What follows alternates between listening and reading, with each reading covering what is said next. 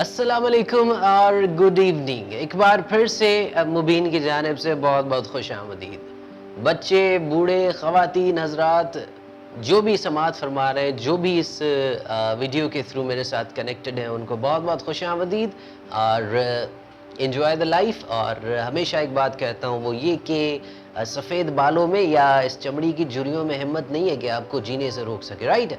अगर आपके हौसले पस्त हैं, दैट इज़ द प्रॉब्लम, उसका इलाज ज़रूरी है। सो अगर आपके बाल सफ़ेद हैं, नो प्रॉब्लम एट ऑल। उसमें छोटी छोटी सी चीज़ें मैं हमेशा डिस्कस करता रहता हूँ कि कोई भी कमज़ोरी जो है उसको ज़्यादा कमज़ोर मत किया कीजिए। That's the simple thing. Appearance जो भी है, we are made very beautiful, क्योंकि हम अशरफ बनाए गए हैं। सो आप जैसे भी हैं बहुत अच्छे हैं, राइट। Trust in yourself. हाँ, अपनी कैपेबिलिटीज़ को एनहांस करना है हमने, to have a good career. Right, let's start. जो हमारा एक्चुअल टॉपिक है, that is English language learning and learn English practically with Mubin, powered by Media 360 Communication. Do not forget to subscribe, do not forget to share, and do not forget to give your feedback. Right? तो चले शुरू करते हैं। Previous lecture में जो हमने बात की थी वो हमने की थी प्रेजेंट टू हैव की। सो आज उसकी दो एक्स्ट्रा डायमेंशंस हम लोग डिस्कस करेंगे, that is past to have and future to have. Present to have को रिव्यू करता चलूं, to have tense actually express करता है हमारी प्रॉपर्टी, पोजीशंस और ऑनरशिप्स को, nothing more, very simple. Like to be tense, इस टेंस में भी हम लोग मेन यानी एक्शन वर्ब यूज नहीं करते, हम लोग हेल्पिंग वर्ब्स यानी ऑक्सिलरी वर्ब्स इस्तेमाल करते हैं। प्रेजेंट टू हैव के हेल्पिंग वर्ब्स थे have and has, and past to have में एक बहुत ही अच्छी गुड न्यूज है, वो ये है कि इसका सिर्फ एक हेल्पिंग वर्ब है, सिर्फ एक, जो कि सारी पर्सनल प्रोनाउंस की लिस्ट के साथ हम लोग यूज करते हैं, and that is had. Have और हैज का मतलब है या है। मेरे पास किताब है, मेरे पास पैसे हैं, that is have and has. Had का जो मतलब है वो एक ही है, था या थे या थी। मेरे पास बाइक थी, आई हैड अ बाइक। मेरे पास घर था, आई हैड होम। मेरे पास पैसे थे, आई हैड मनी। सो है और थे, that is clearly showing the difference between present time and past time. Let's talk about the definitions of past to have. A single definition. Again same, it expresses the property, position or ownership of subject in previous time. गुजरे हुए वक्त में आपके पास क्या properties थी। अगर मैं example दूं, I had a bicycle in my childhood. मेरे पास बचपन में दो पहिए की साइकिल थी, right? That was my past property. But right now अब वो नहीं है। Right now maybe I have a bike, maybe I have a car. These are the different things with the passage of life, right? इसमें हमने एक चीज ध्यान में रखनी है, अगर हम अफर्मेटिव सेंटेंस में हैड यूज करेंगे, लाइक हमने प्रेजेंट टू बी में हैव एंड हैज भी इस्तेमाल किया था, उसके साथ नेगेटिव इंटरोगेटिव में डू एंड डज भी यूज किया था। In that same perspective, past to have tense में अगर हम हैड इस्तेमाल करते हैं तो नेगेटिव इंटरोगेटिव में हम डू की सेकेंड फॉर्म यानी डिड इस्तेमाल करेंगे, और जब हम डिड यूज करेंगे तो हैड कन्वर्ट हो जाएगा अपनी फर्स्ट फॉर्म में, जिसको हम हैव कहते हैं।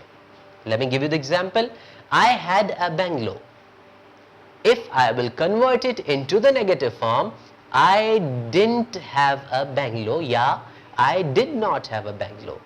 Did I have a bungalow, did I not have a bungalow.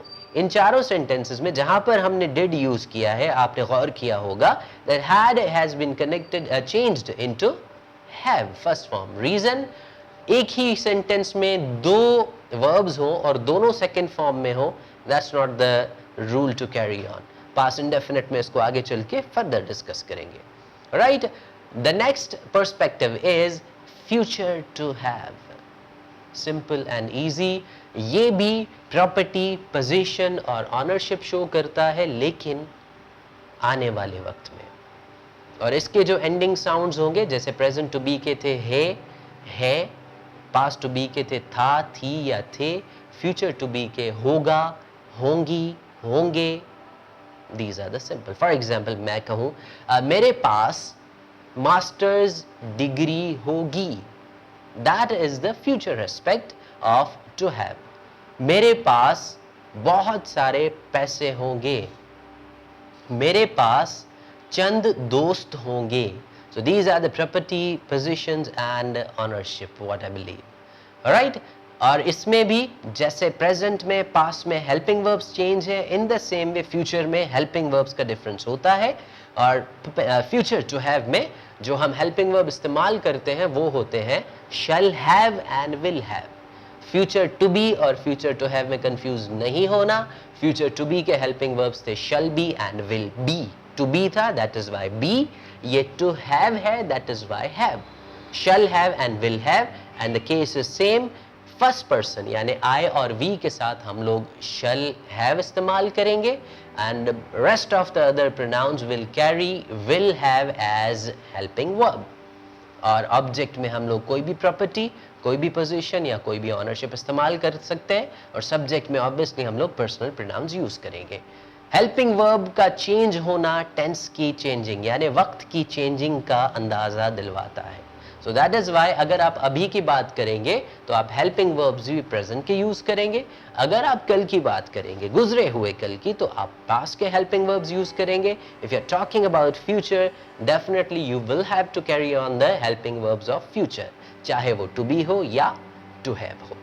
That's a very easy thing, that's a very simple thing to understand. और इसमें कोई इतनी बड़ी रॉकेट साइंस नहीं है. इसको प्रैक्टिस कीजिए. As I told you previous video में भी हमने यही बात की थी. नोटेशन करते रहा कीजिए, पेन एंड पेपर होना चाहिए. अगर कहीं पर भी गुंजाइश रहती है, कहीं पर भी कोई बात समझ में नहीं आती, उसको नोट कर लिया कीजिए for the better revision. And sentences बनाइए, जितना हो सके प्रैक्टिस कीजिए. अगेन रिपीटिंग, इंशाल्लाह फ्यूचर में we will be rocking, learning भी इम्प्रूव होगी and your English will definitely be improved. आज के लिए इतना ही. सब्सक्राइब करना मत भूलिएगा. राइट, बहुत शुक्रिया. मुबीन को इजाज़त. अल्लाह ने के बाद.